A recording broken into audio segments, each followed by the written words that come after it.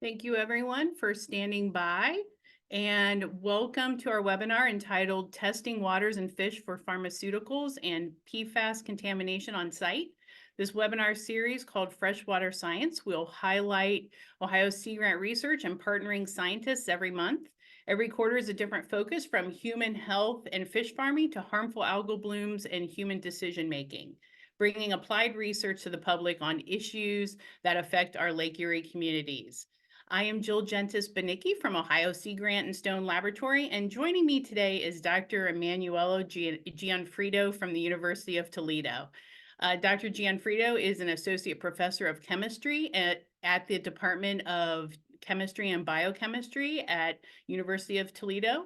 Her research in her lab focuses on developing advanced analytical separation tools for the analysis of complex biological and environmental samples using green extraction methods.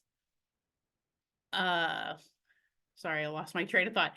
Dr. Gianfrido is one of the founding members of the Dr. Nina McClellan Laboratory for Water Chemistry and Environmental Analysis at the University of Toledo, and she was appointed to the Ohio Attorney General Yost Environmental Council of Advisors.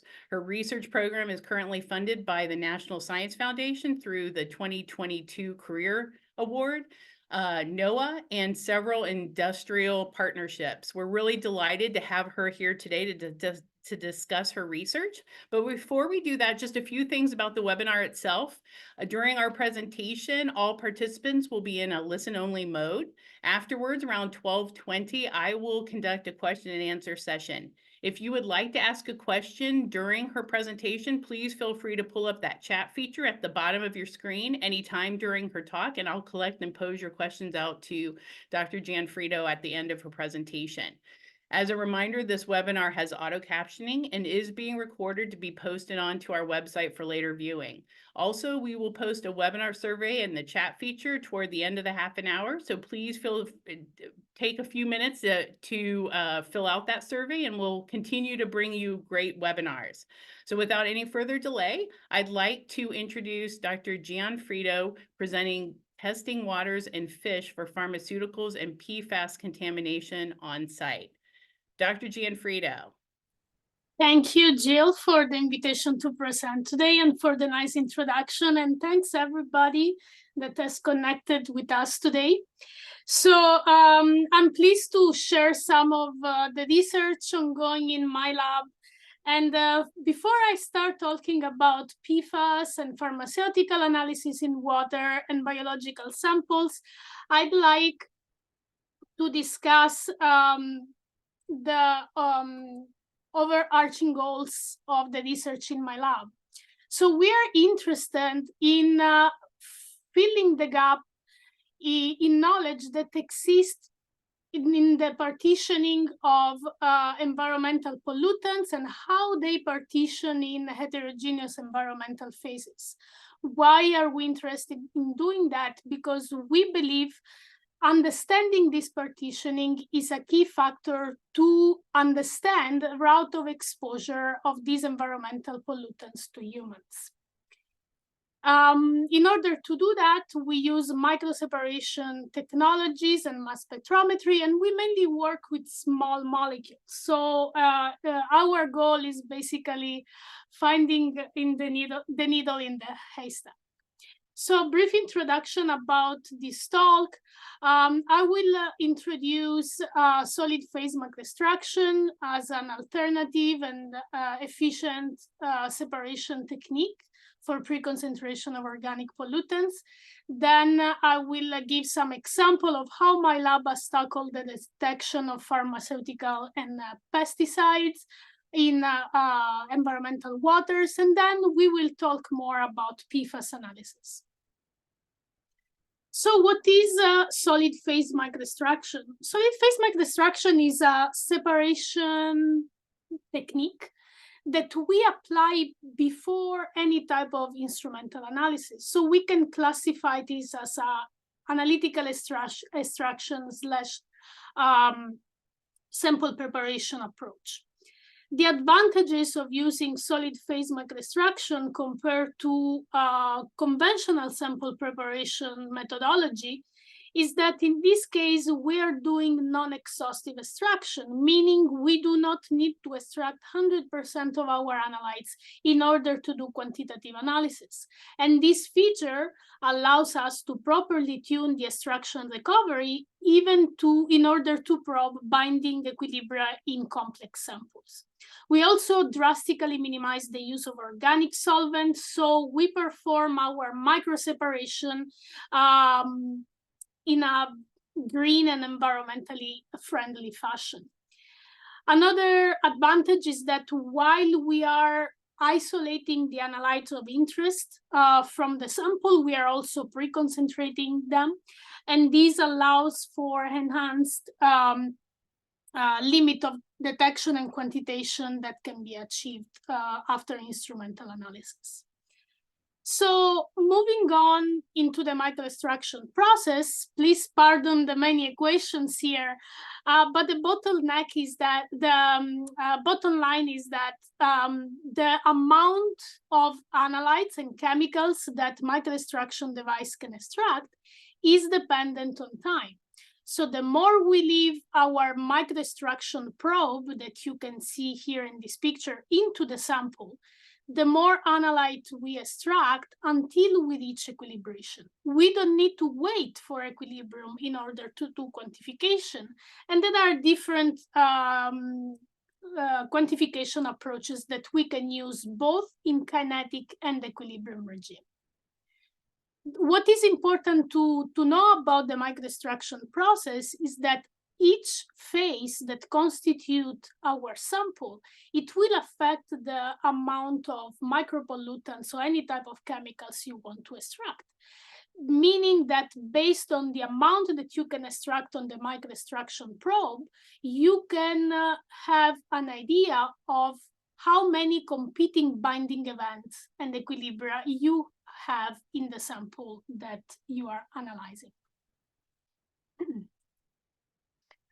To give you a brief idea of how microextraction devices are made and the size of this microextraction device, we are working with miniaturized probes that constitute in a solid support. And here you can see, I hope you can see my pointer, but I'm pointing at the fiber support that in this case consists in a super elastic metal alloy that it's coated at the tip with a binder and a sorbent, and the chemistry of this binder and this sorbent can be tuned to be very selective for class of analytes that you are targeting, or in case when you want to do on-target analysis, meaning you have a sample that you want to characterize, but you don't really know what to expect from the samples, then you can use phases that have a broad extraction coverage. And one example is this HLB phase here, where HLB stands for hydrophilic-lipophilic balance, that is able to extract both very polar and very hydrophobic molecules. So I have a video here that I hope can start that shows the microextraction process. So what do we do with these probes? We expose them to the sample and we wait for a certain time until the molecules partition from the sample to the microextraction probes. Because of the difference in volume between the sample and the microextraction probes, once the molecule reach the probe, they also are pre-concentrated. So after the extraction, we have various options to deliver these molecules to analytical instruments. And for example, if we use gas chromatography, we directly expose our probe to the hot injector of the gas chromatograph, and we will have thermal desorption.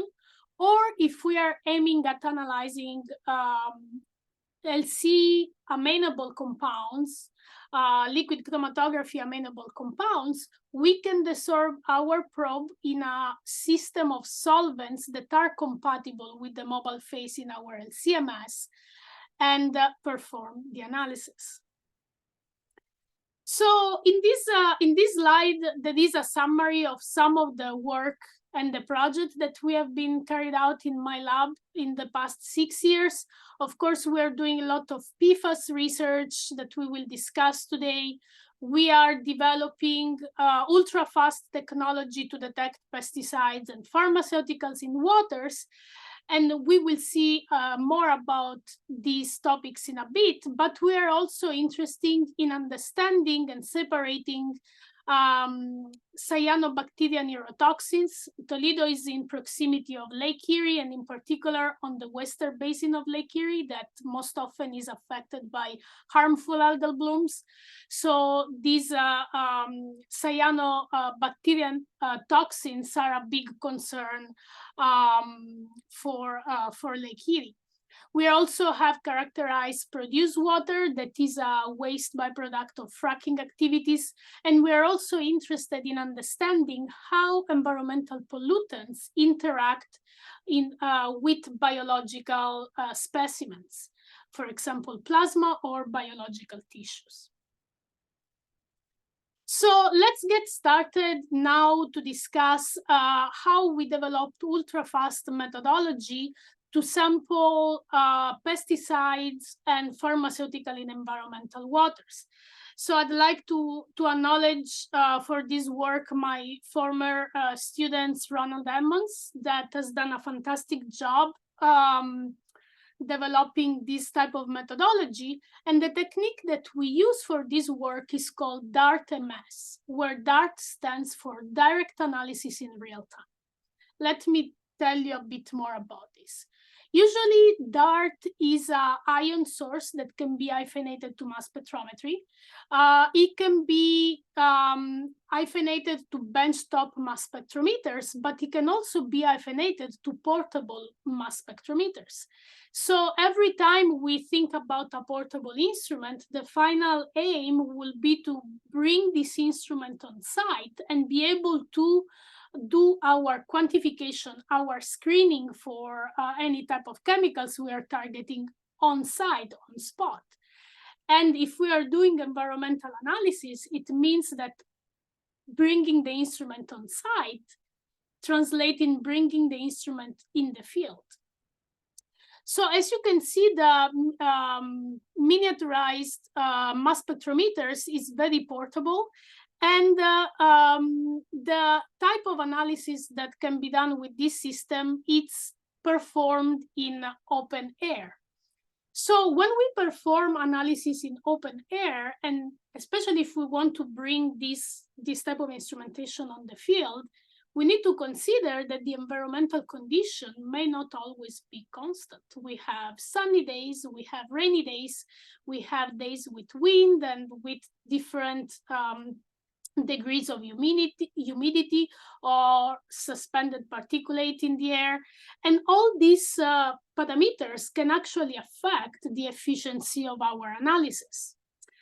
So we wanted to solve this problem and create a solution to still be able to bring this instrument on site, but guarantee an enclosed space for our analysis, and in particular for desorbing our SPME device into the instrument.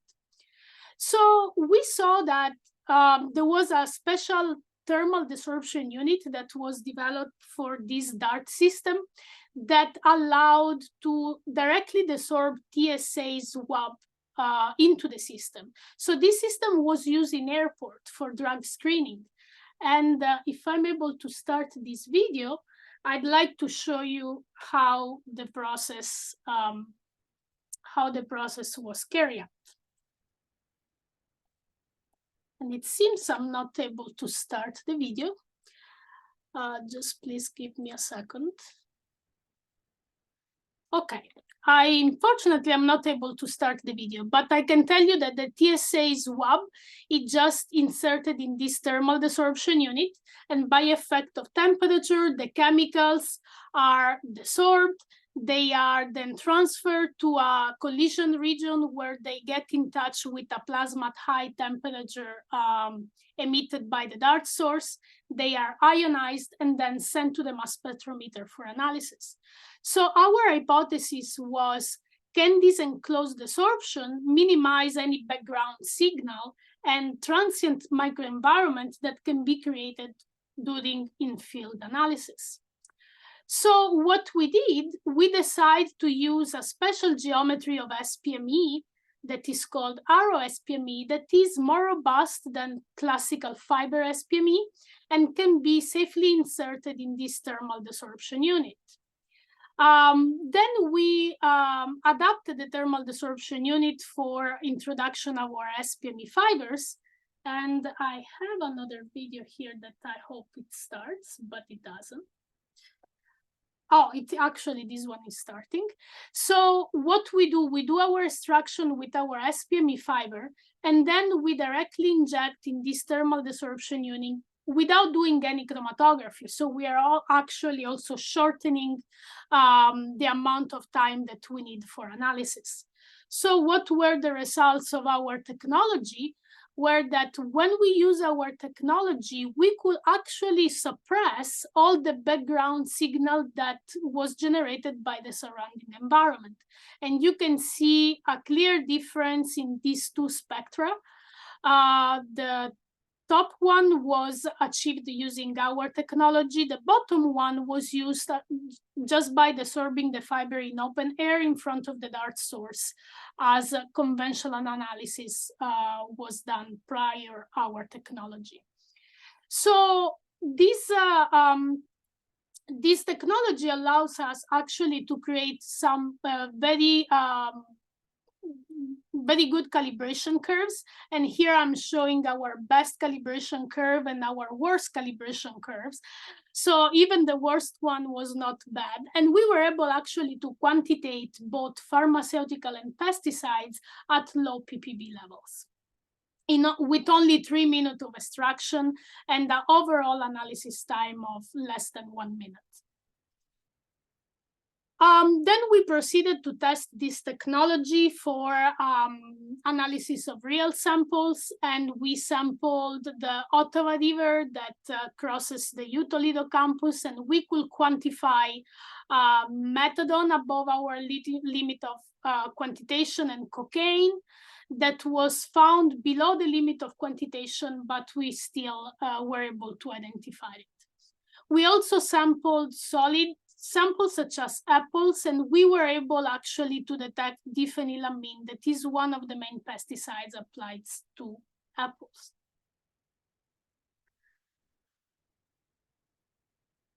So this being said, let's move our discussion into analysis of PFAS. So PFAS are per or polyfluorinated alkyl substances that are known to be very persistent in the environment because they don't undergo easily through biodegradation. And the reason for this is that the carbon-fluorine bonds are very hard to break. This means that once they are released in the environment, they basically partition among different environmental phases until they reach humans. Once they reach humans, they can cause adverse health effects that are still not fully unveiled. The PFAS crisis in the US, it's real. And as you can see in this map, virtually every state has some issue with PFAS contamination. And this PFAS contamination arises mainly from drinking water, but also from military bases that use a lot of PFAS-based products, for example, for fire-suppressing foams and so on. There were so many actions by the US governments in order to try to mitigate the PFAS crisis, but all these actions can only be taken if we know about potential contamination. And in order to know potential contamination at very low concentration, it's critical to develop sensitive analytical methods. In particular, in terms of sensitivity, the EPA is pushing down more and more the proposed MCLs for PFAS to low part per trillion. This regulation came up in March 14, 2023. Prior that, the limit for PFAS was 70 parts per trillion for PFOA and PFOS. This means that our analytical methods need to be even more sensitive than what they were before in order to detect these analytes. There are so many challenges with analysis of PFAS.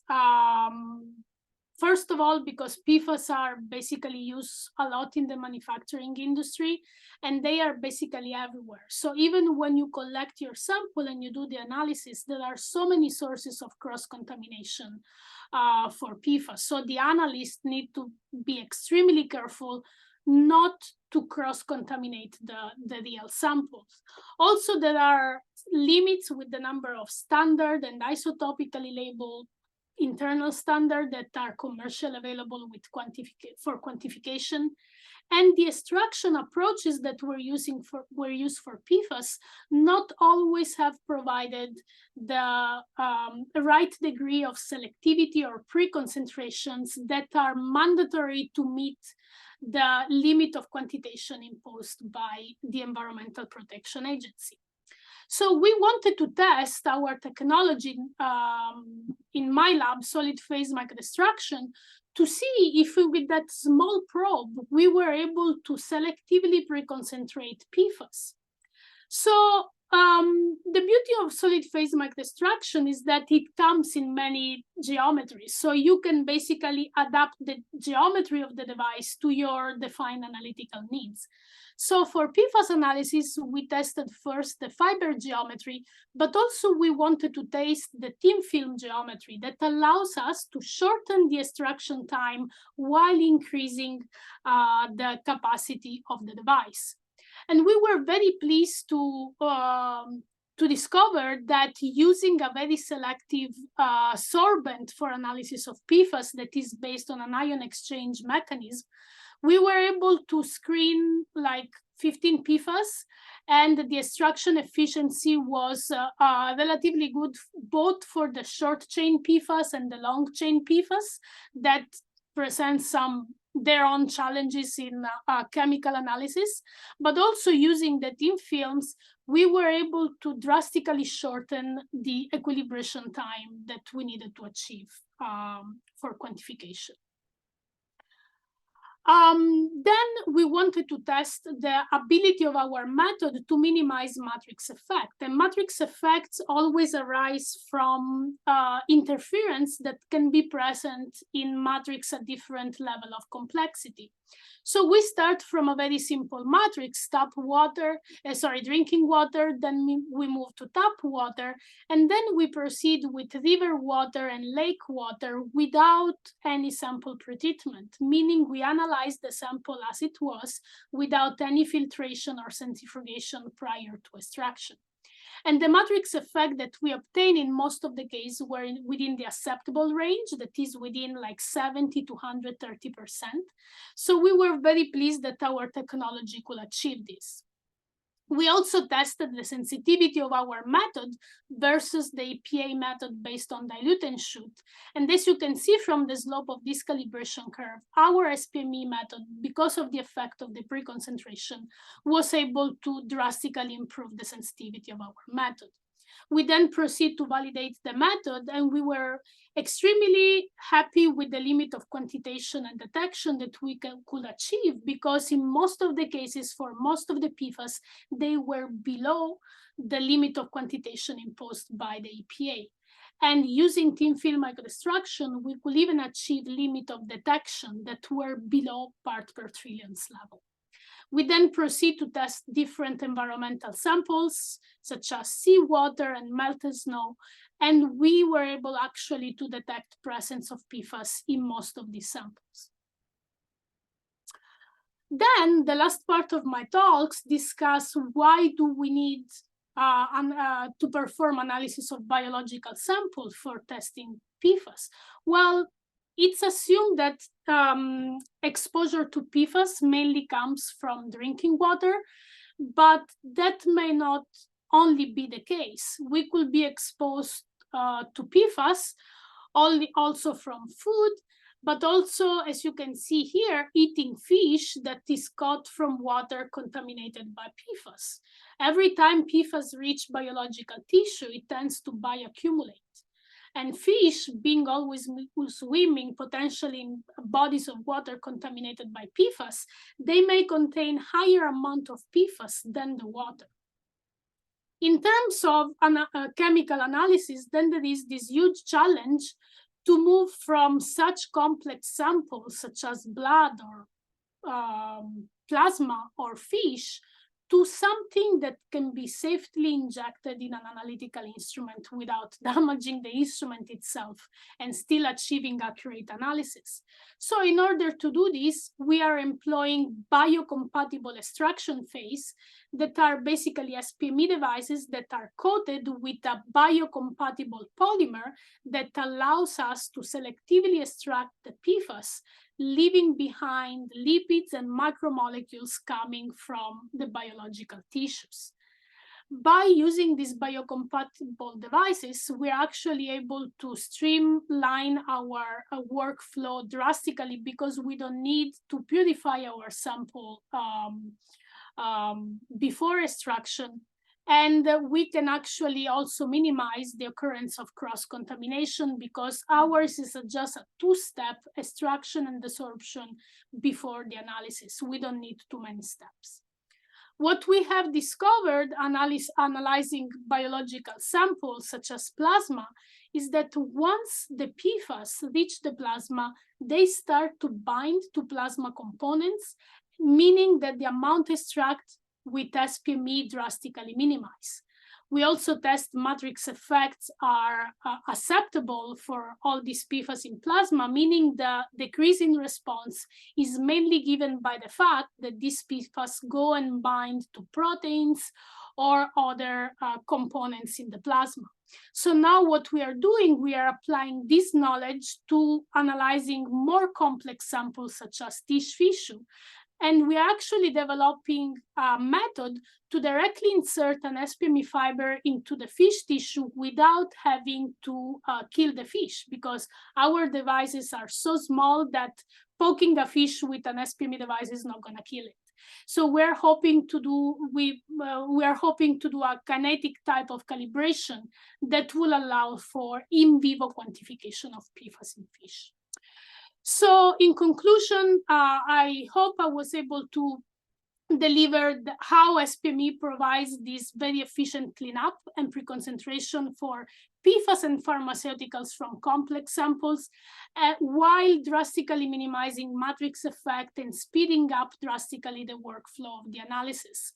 And also, like we hope that in the future, solid phase microextraction can be adopted even by regulatory agencies as an alternative and greener option to current separation strategies for PFAS monitoring. And with this, I'd like to thank my group for all the hard work that they do and that allow me to present these nice results. Our collaborators and industrial partner, and a big thank to the Ohio Sea Grant for funding my program and allowing us to get into PFAS research. And I'll be happy to take any questions. All right, well, thank you. We have gotten some really great questions during your presentation, so I will get started and we will see how many we can get through. So one of the first questions that we had gotten was, could you talk a little bit about why, what things will contaminate a sample? Could you give kind of some examples? Mm-hmm. So there are so many things that, if the sample is very complex, for example, in case of PFAS analysis, the PFAS structure resembles fatty acids. So fatty acids can be a great source of contamination. Proteins can also be a great source of contamination because Proteins can precipitate actually in the analytical column, so create problems at the interface between the analytical columns and the mass spectrometer during the electrospray ionization process. Other type of contamination may come from plasticizers, like depending on what containers we're using. So if we do a lot of pre-sample cleanup moving the sample from one container to the other, that's when cross-contamination can occur. And in case of PFAS, as I mentioned, we have PFAS everywhere, including labware, vials, tubings for liquid chromatography. Even we have residues of PFAS in our mobile phases. So when we do our liquid chromatography, we actually need to use two columns, one that provides the separation of PFAS from the samples, and one that actually clean up all our mobile phase from residue of PFAS that can come from the solvents or DLC systems. So there are so many things that can go wrong in analysis of PFAS. All right, thank you. Another question we had was, could you talk a little bit about how you chose the types of pharmaceuticals and PFAS that you tested for? Yeah. So the type of pharmaceutical and pesticide that we chose to, the work I showed, it is a proof of concept. We want to expand it for a broader range of pharmaceutical, but when we had to choose, we chose those pharmaceutical that were emerging contaminants mostly reported in waters, in like both pharmaceutical and pesticides. And regarding the pharmaceutical, we also picked some drug of abuse that are often detected in surface waters. Regarding PFAS, we started this work with 4 PFAS, actually the 2 legacy PFAS, PFOA and PFOS, and 2 new generation PFAS that are short chain PFAS, GenX and PSPF. So then once we saw, okay, we can do this pre-concentration, then we expanded our class of PFAS to include the PFAS that were relevant to EPA. So we started monitoring ultra short chain such as C4 until long chain PFAS up to C14.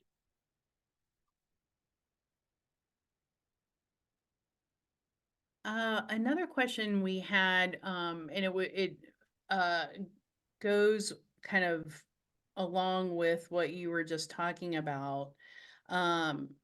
Well, we had a lot of questions dealing with your samples. Yes. One question was specifically, did it matter what time of year when you pulled up those samples? Like when were you retrieving the samples that you tested? The sample that we tested for PFAS, they were retrieved in, of course, the melted snow was retrieved in, like the snow was retrieved in the winter when it was snowing in Toledo. Seawater was retrieved in the summer. We didn't have, like at this stage of our project, we don't have a defined plan for monitoring of PFAS. We want to prove the technology worked for real samples. So we just got as many samples as we could, even it was random time in the years, and then we tested them. Regarding the pharmaceuticals, that work was done in late 2020, fall. So we were actually able to sample the Ottawa River that is across the U Toledo campus in proximity of the dorms. And that was done in the fall time. Yeah. All right. We've gotten quite a few questions of like, can this technique help with this? And so let me give you a couple of those examples. Could this technique be used for fingerprinting spills of crude oil and chemicals for spill responders? Yes, it can, and that's the work that basically we have done with produced water. We have done chemical fingerprinting regarding organic solubles, and together with also collaborators, we have done chemical fingerprinting of metals. So yes, this technique can be used for untargeted analysis. All right. Can it be adapted to isotope dilution analysis? Yes, it can. That's what we do when we do quantification with isotopically labeled standards. Yes. All right. Is it possible for a non-target pollutant in the environment to saturate the surface of the probe and inhibit detection of your target substance? It can happen, but it's not common to happen.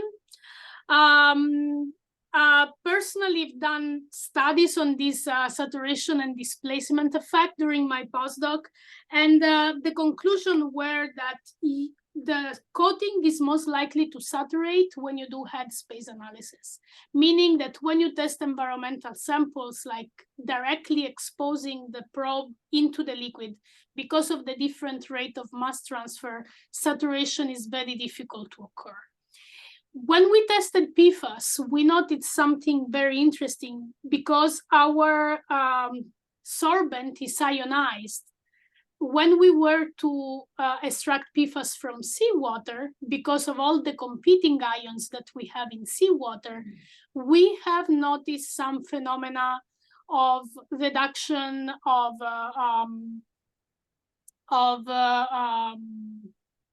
extraction efficiency. Sorry, I got distracted. Something pop up in the chat. We still don't know if that's related to the lower solubility of PFAS in a highly ionic environment or saturation of the fiber. So that's something that we are studying. Yeah. All right. And so we got several questions asking if this will be able to be applied to muscle tissues of other organisms. I don't see why not. Okay. And could you talk a little bit about the cost per sample for extraction and analysis of fish tissues using this method? Okay. So one of the advantages of this method is that the devices are reusable. Meaning to create a device, okay, so the commercially available devices, they cost probably $200 each, but they can be used over like 200, 300 times, depending on the complexity of the samples. For fish analysis, we are using lab-made device that they will cost, I will say maximum $5 each, and they can be reused. The advantage is that you don't need a lot of sample, meaning you don't need like big containers or vial. You can use 2 milliliter vials to do the extraction, and you don't need to use many vials because you just need one vial for extraction, one vial for desorption, and you can transfer the desorption vial directly to the instrument. So I will say I don't have a number. I never did the cost analysis yet, but that's a good idea to do.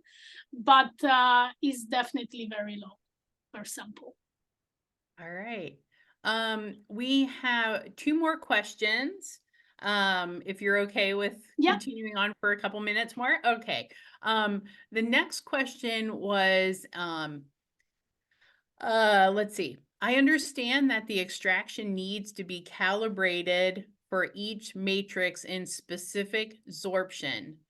I'm sorry, let me redo this again. I understand that the extraction needs to be calibrated for each matrix in specific absorption or sorption will not be the same in river water than in wastewater. Okay. If that is the case, how long does it take to perform the calibration? Okay, so that's a good question, and actually recall some of the results that I showed. as far as your matrix effects are negligible, you can use calibration in pure water for like ultra pure water, for tap water, even river water. In our case, we did all our calibration in ultra pure water. When you have more complex samples such as wastewater, what is happening there is that not only the sample is more complex, so it can induce matrix effect, but some of your analytes can bind to particulate, for example, in the wastewater. So yes, in that case, there is a matrix-specific calibration that needs to be performed. The calibration is basically taking the water, spiking it with known amounts of PFAS and isotopically labeled standard and run it. For us, we do this routinely, and it's basically the first step of our sample sequence is just running this calibration curve. It doesn't take us more than a couple of hours to run the calibration curves and maybe 1 hour to perform the extraction. Especially when you have multiple samples, also the extraction of the samples can be done simultaneously. So especially if you use 96 well plate, you can extract 96 samples at the same time. So assuming the extraction takes 20 minutes, in 20 minutes, you can extract 96 samples. So that's improved the throughput and minimize the time needed. Part of why they were asking this question was specifically they were trying to figure out how long the animals would have to be punctured. Oh, okay. So that for the in vivo sampling. Okay, Yep, yes. yep. So for the in vivo sampling, that depends from the kinetic approach that is developed for calibration. So the quantification can be achieved in pre-equilibrium. So it can take from, it depends from the analytes, okay? So, but work that I've done in the past with in vivo fish sampling, not for PFAS, for other analytes, such as geosmin, it included a 10 minutes sampling. So the fish was taken, anesthetized, the fiber was inserted, the fish was put back in the tank. It was even swimming with the SPME fiber in his back. And then it was taken after 10 minutes and the SPME fiber was removed. So it needs to be like short time.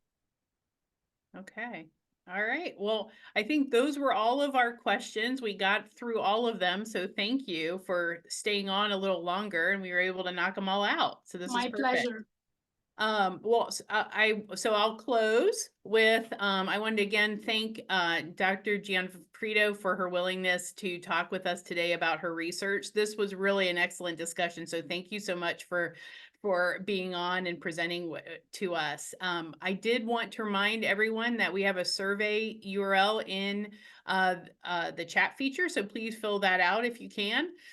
This webinar series is sponsored by Ohio Sea Grant and will continue in December with Dr. Newell and Dr. Nevis, who will be talking about their aquaculture systems research with nitrogen. The registration link is in the chat. So thank you again, Dr. Gianfrido. This was fantastic. Thanks to all the participants in this webinar. We hope this was beneficial and we hope that you'll join us again in an upcoming webinar. Thank you and have a great afternoon. Thanks again, Dr. Gianfrido. Thank you. Bye, everybody. Thank you.